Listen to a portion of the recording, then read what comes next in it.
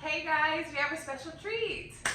We are together. Yes, for water to wine and what's the tea. So, to start off, Amanda, what have you been sipping on this week? Piggyback off of what we were talking about last week in faith.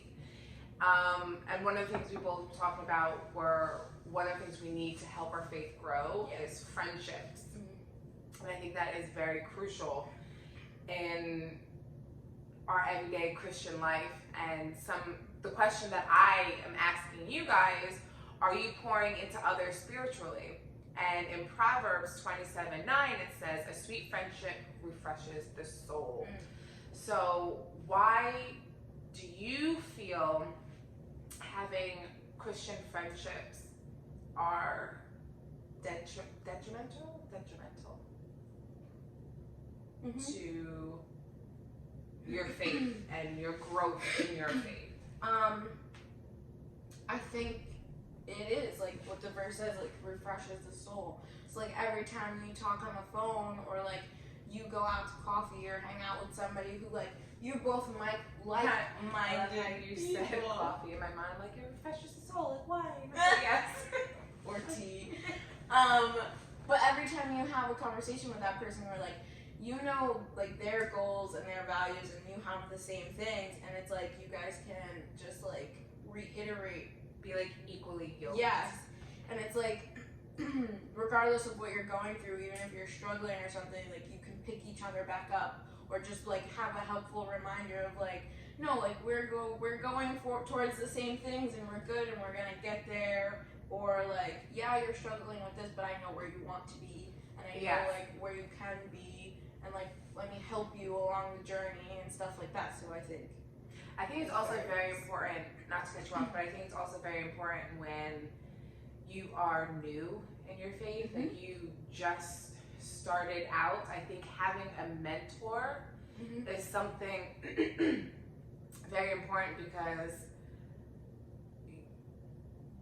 you have a lot of questions in the beginning, and I think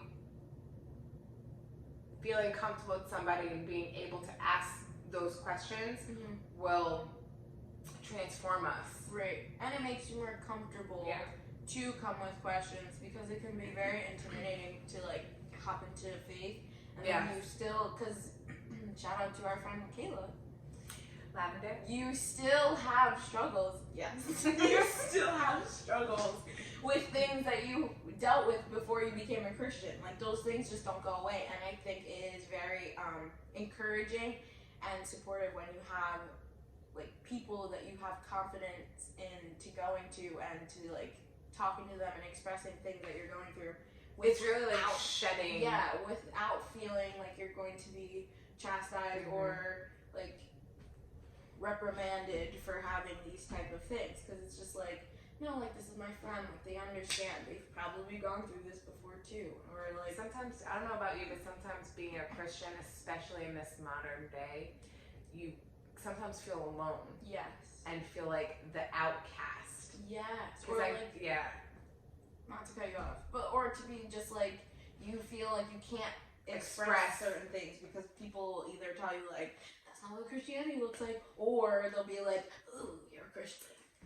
I hate when people say that. What you don't look like what Christianity looks like, as if it has a set look, but a lot of people do. And I think when you decide to walk into your faith, I did the analogy that she made fun of me about. No, you did. These are I said it's literally like a caterpillar shedding its cocoon, and now you're a butterfly. That's what and she laughed at me. That's what I feel like stepping into your faith and deciding to walk with him looks like. You're becoming a new creation. I didn't laugh at her. It just reminded me of like she's the man, or she's like caterpillars. Regardless, continue. Having Christian friendships. Having Christian friendship is like having my favorite word. Well, yes, is accountability partner. Yeah. Because I think you need somebody to hold you accountable in your faith, and especially if you are new. Yeah. Because you do have those struggles of, am I supposed to do this, or but I'm still feeling this way, am I not doing enough, or what am I, how do I pray, Right. how are you supposed to pray? And for me, because, and I asked you, do you consider yourself spiritually mature, and what does that look like to you? And I don't necessarily think that I would say I'm spiritually matured yet. I think I'm in the beginning. I do have a firm foundation in him. Right. But sometimes I do feel like I'm not doing it right, or how am I supposed to pray? Like, what does praying look like? I think for somebody who didn't grow up, or I grew up in it but wasn't like engrossed, it wasn't like down like in my face all the time. Like I feel like there's a set way to pray that like it's like this secret algorithm that like Christians know, and I don't know that yet. See, and that's another like misconception that people say, because like people ask me that all the time, like what's the right way to pray, or like how would you do that? And you can't give you an answer because it's personal for every single person. And so it's kind of like you can have you can have a set ideal of like what you want, but it's really like you can't force yourself to do something that you don't get anything out of it. You can't do it out of ritualistic tendencies and think that like, you know, well, that was great, see you again tomorrow. It's like, no, like you have to like set the groundwork for like what you work with, or like how you deal with things, and bring that into like your relationship with God, because like your relationship with him isn't what mine's gonna look like. So like you have to come up with your own different foundations and things that work for you than me, because otherwise I can tell you what to do in your relationship with God, because I'll just automatically assume it's the same thing that mine is, and that's not it. That's true. But it's good, like you said, to have accountability partners, I think also because you have a set goal that you want to meet. Yes. And sometimes because we're humans, like we get down on ourselves, you have somebody who's always going to help you, lift you up, and tell you like, no, this is where you can be. Like you don't have to stay where you are. And like that's what I like to have, like accountability partners, because I'll tell you something and I'll be like, this is what I want for my life, and then sometimes like me just being a human being, I like stray from that, and then you can be like, like I love you girl, but like remember what you said, this is, you know, you don't want to do that, so like come get it back together. And I'll be like, dang, you're right, because I can't get mad at you because I did tell you that. So. No, and I think one of the things that I don't know if I wrote it down. Oh, I did. I feel like characteristics or how to foster a Christian friendship is gentle correction. You teach in love, or because if somebody feels that you're judging them all the time, because they talk to you anymore. Yeah. I won't talk to somebody who I feel like every time I come to you with something, you're just sitting there like, You little heathen. You Jezebel. Like, no. Then I'll just keep my business to myself and I'll suffer in silence. Because what's the difference? But, yeah.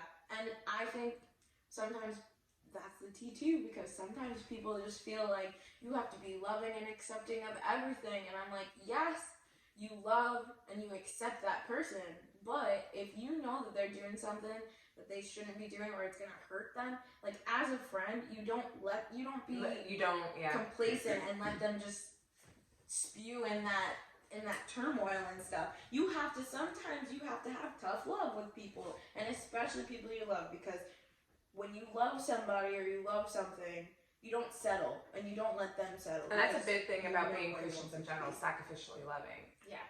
And like Proverbs 27:5-6 says, better is open rebuke than hidden love. Wounds from a friend can be trusted, but an enemy multiplies kisses. You as my friend in Christ should be able to tell me the truth, and even if it's something that I don't want to hear, but something so hard for me to hear, but you should be able to say that to me and me accept it, because oftentimes I think we get in our own ways. Yeah. And that's something that you also spoke about last week too. We are our own worst enemy. Our pride and our egos and our stubbornness can stop us from listening and fostering relationships in Christ, because we think we know it all, we think we can do it all, or our way is better. Ooh, yes. And it's not always.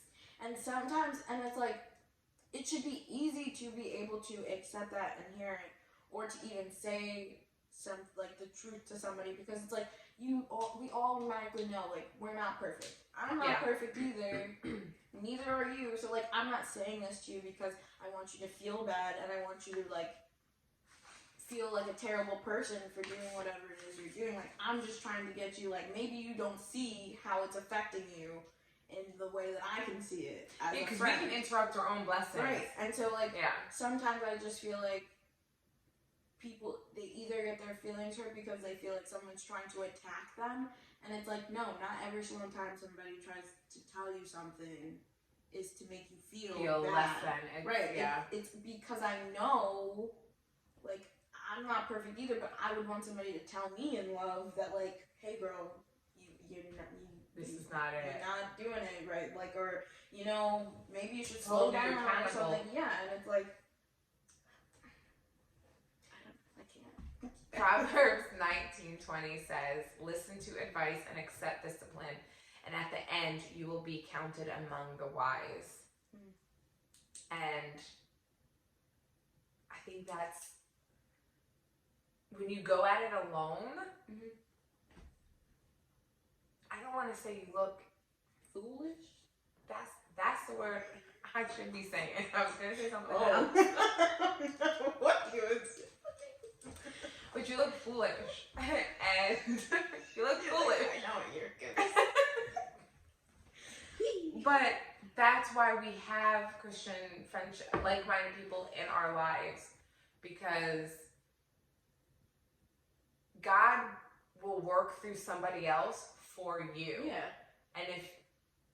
And that's why I think it's also very important to not be standing there and judging somebody and be like, well, I will never be somebody's friend because she goes out clubbing and she's not a true Christian, or I can't ever be with so-and-so's friend because she indulges too much in wine. But you're missing out on your own blessing. Right. Because you don't know what God has in store for that person. And also, it's like, just because somebody does something that you don't like to do, like, you can still be nice and, like, have like some sort of friendship with them. You don't have to have like a full-on friendship if the things they do really isn't what you do. Like, then you don't feel like you're forced to be friends with that person, because you can set boundaries and still that is loving. A key thing You're about setting boundaries. Yes, because I feel like that's another thing. People feel like you either have to accept everything or deny everything. Yeah, and it's like, no. It again personal. Like, whatever makes you, my convictions. If my convictions are your convictions, and then some things aren't convictions to us, and we can hang out and do those things, then that's great. But if you do something that's like a major conviction for me, then that should be a telltale to be like, okay, my relationship with her can only go to a certain point. Anything past that, then it's like, I can't do that.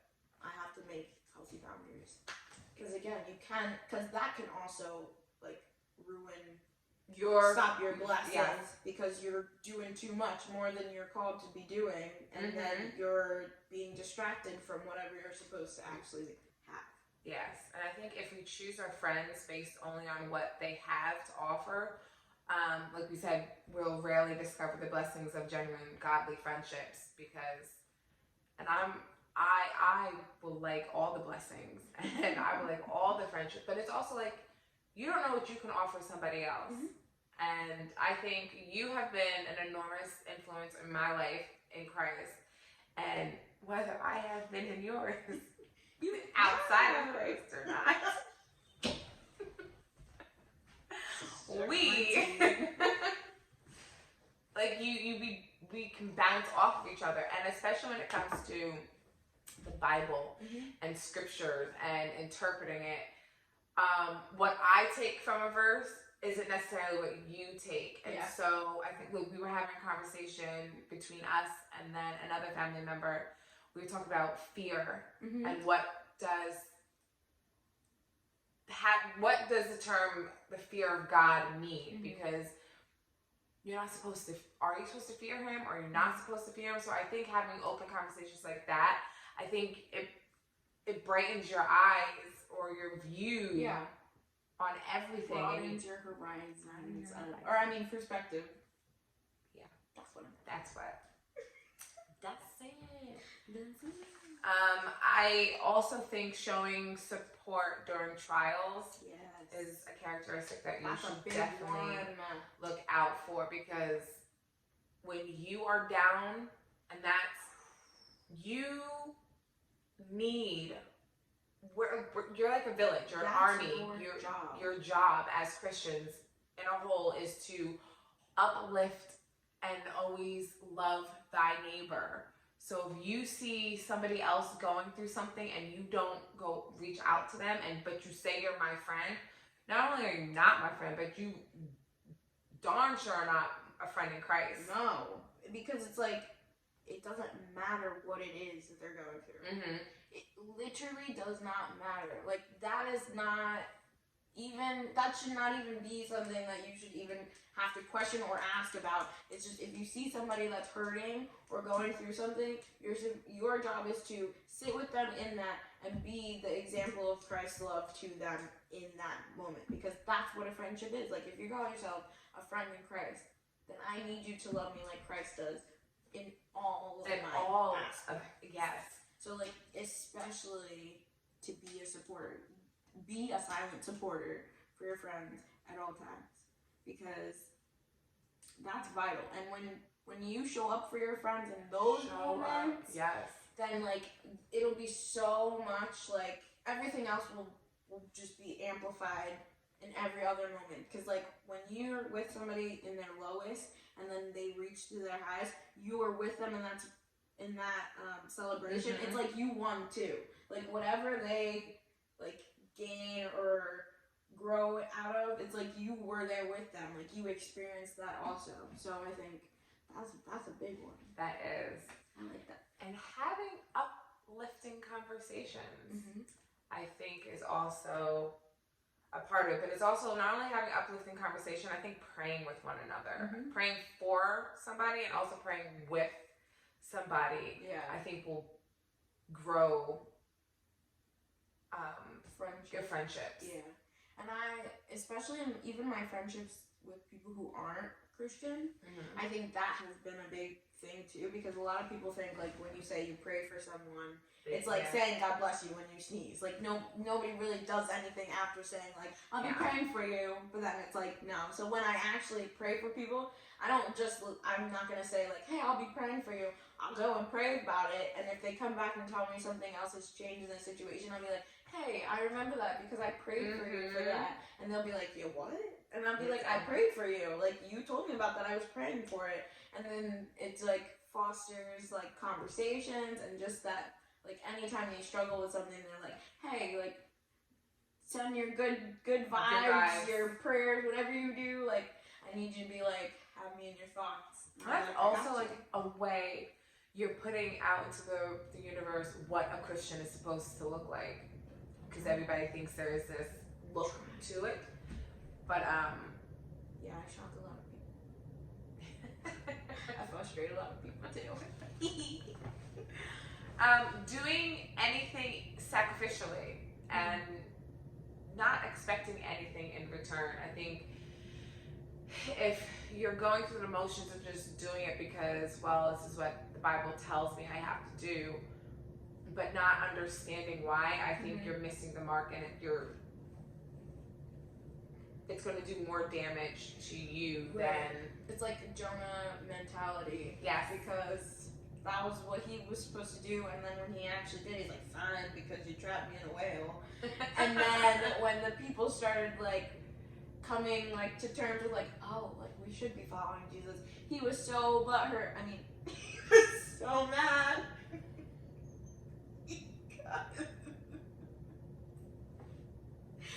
Because he was upset because he was like, why do they get all of this happiness, The glory. and I had to suffer to get to this point? It's like, because, sir, if you would have just done it out of the goodness of your heart, because it's what you're supposed to do, not just because you have to do it. And there's the crazy contrast to that, I think, is Job, who had so much done to him. It's very sacrificial. And stayed true. Voluntarily. Like, literally, God said to the devil, you can try it. Go ahead, but he is not going to move. I mean, in the end, it worked out for him. But he wasn't doing it because he was told to. Like, he really knew the true meaning of what it is to live in Christ. Sacrificially. Sacrificially. I would love to get to that point, but I mean, minus the whole, I don't know. I would love to have that mentality. Fully. Fully. I'm unwavering. But sometimes he'll hit me with some things, and I'll be like, wait. Whoa. There is a transformational power of a spiritual friendship. They can help us grow expeditiously. And I didn't realize that, I think, until I started talking to people that had the same Christ-like mentality. Mm-hmm. I didn't think that it was important to have friends because it's funny because I was like, well, who am I to judge somebody else? But again, once it's not about that, and once you start growing in your faith, you yourself get out of this one way thinking of what everything's supposed to be, and now you can't do better unless you know better. And now because I'm in my faith and I'm in my Bible, I know better. Right, but then you say you don't think you're a maturing Christian. That's literally maturing Christian. And that's why it's good to have Christ friends, because look, you saw that? She just filled me up. But I'm serious, you don't see it, but that's why I'm here, I see things that you can't see about yourself. And I'll let you know. It's important because I don't know, it's very hard to explain the feeling. Mm-hmm. Because sometimes, I don't know if you feel this way, but when you know somebody is not an all the way there believer or doesn't believe, and they're coming to you and venting their issues, or they're just having a down moment. Sometimes I find myself trying to choose my words so carefully, because in my mind I'm like, just go to the Word, right? Just go to Him, right? You're struggling for nothing. But and I also just want to be like, well, that's fine, take it to God and leave it there. But then it's very hard for me to say that to somebody who doesn't have that belief. Right. And I realized when I am talking to, me and you are having conversations, we're talking about no, it's fine. Just go have a conversation with him. Go pray about it. Go talk to him. Have you prayed about it? Or those are the questions. Yeah. So if somebody I know is a wishy-washy Christian, an in and out, whatever, that's the first thing I ask. Pastor Mike would say, a lazy faith. Because it's just somebody coming to you and venting. You have to ask, well, do you want advice, or do you want somebody to listen to you? Because I'm here for you as a supporter. So what do you need? And so if I know somebody who has semi-faith or knows what they should be doing, I'll just simply ask, because it's coming off as you need to be doing this, or you should have done that. It's that's one of my fears, and I'll just be like, well, have you prayed? Do you want to pray about this? Well, and then I'll come into well, what are you afraid that will happen if you talk to God about this? That you're not literally losing nothing. Talking to me. Either He's gonna answer you and you're going to be solved, or and I'll listen to any everybody has you're allowed to vent, you're allowed to be upset. But then I also want you to know, okay, everything you just told me, you're allowed to have the same type of relationship with me that you can have that with God. And your people are allowed to question and have those things. Yes, but I was my solution and your solution was bring it to God. Yeah. And for friends who aren't. So I'm over here trying to give them advice, but for me, I'm well, just bring it to God. Yeah. And they know, and they don't understand that. Yeah. And then sometimes, and this is kind of what also plays a part, and sometimes I feel like I'm not mature spiritually because I will get afraid and I won't say, well, God is amazing, bring it to Him, because I don't want them to then turn around and be like, you're always talking about God. Why are you always talking about that? But then that's me now having to reevaluate the friends that I have in my circle. And who do you want to surround you? But is that me and not being, I don't want to say strong, but maybe being secure or being less ashamed of being a Christ follower? Or is it I need to start weeding things out of my garden? I don't think you should weed things out of your garden so quickly, or be so quick to weed them out, because it's like we said again, you don't know what blessings you can bring into somebody else's life. And I think sometimes when you get those fears of being considered you're always talking about Jesus, or you're always trying to pray about something, I think the devil knows that you could really help this person out, and puts that fear into you and makes you feel small, and then now you're sitting here a moment that you could set those little seeds, or make room for little seeds to be put in that person's life. He's nope. And it's you can say things to people about your faith, be well, when I go through something, that I like to pray, or that I like to talk to Jesus about it, and maybe I won't feel 100% better, but I have faith that something better is going to happen or come out of this situation. And be I don't know what you like to do, but if you ever are in a place where you don't know what else to turn to, I can pray for you about this if you're comfortable with that. And I think having that kind of conversation, because some people will feel you're intruding, or you're taking over whatever they're going through, and it's just asking questions and inviting them to not necessarily they have to do something, some type of work, but just saying can I pray over the situation for you, or if you can't talk to God about it, would you mind if I talk to God about it? I've done that a couple times. Yeah. That I think comforts a lot of people that I talk to, because they're I don't have to do anything. You're automatically gonna do that for me, and so I think that's what you should do when you get into those places, because I know because of fear and confusion and turmoil and all that stuff, that's the devil. So anytime you get that, literally, I don't have to cut you off. No. The mind that just popped into my little mind when you said that is, we're more powerful in numbers. Yeah. Think of a school, I'm big on analogies. I'm a visual person.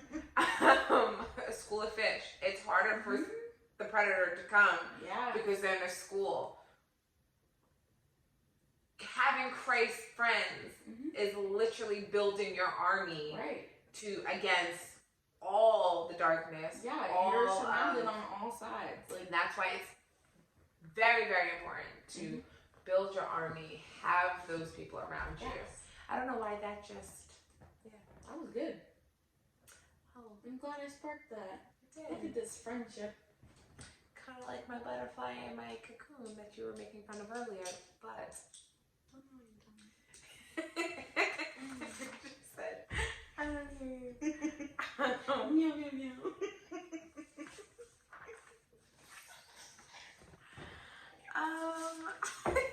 When you have friends, you have inside jokes too. So. Yeah. Continue. 1 Corinthians 15:33 says, "Do not be misled. Bad company corrupts good character." And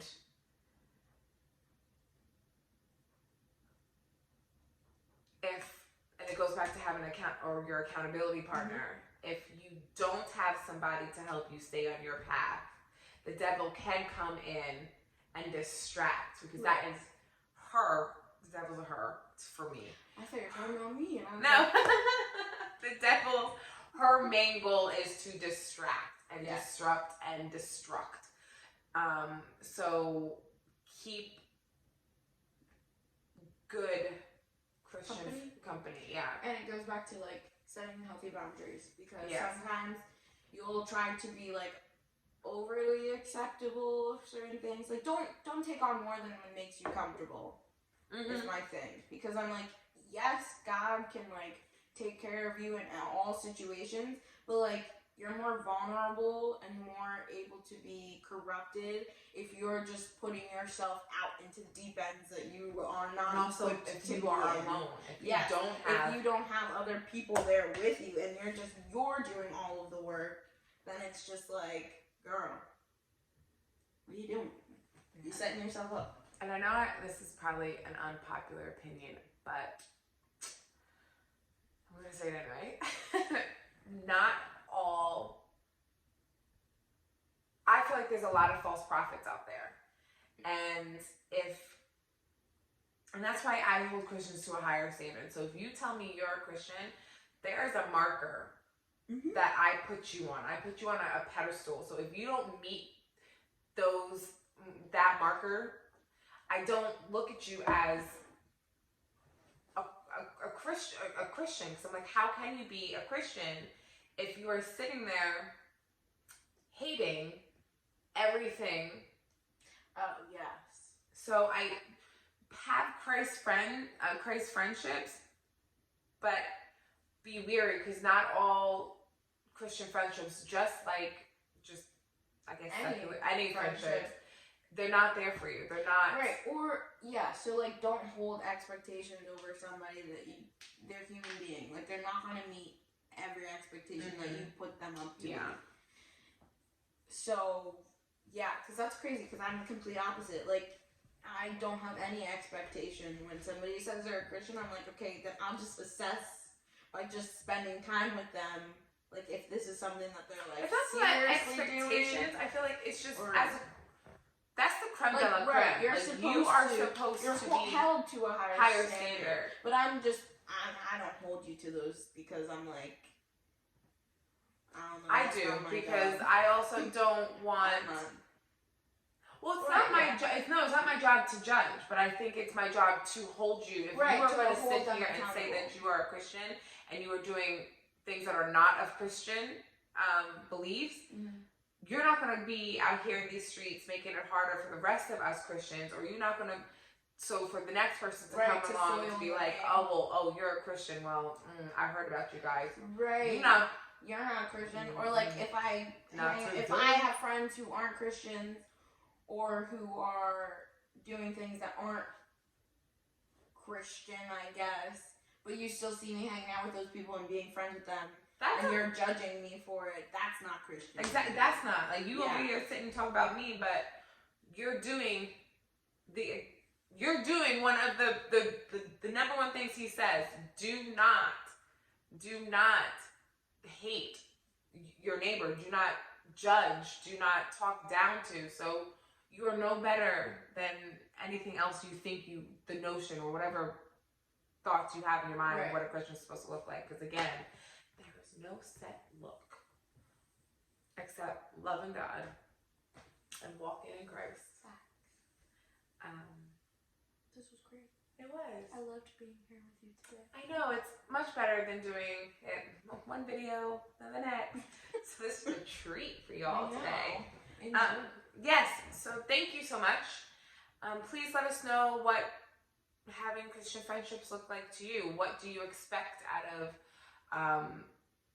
your friendships? I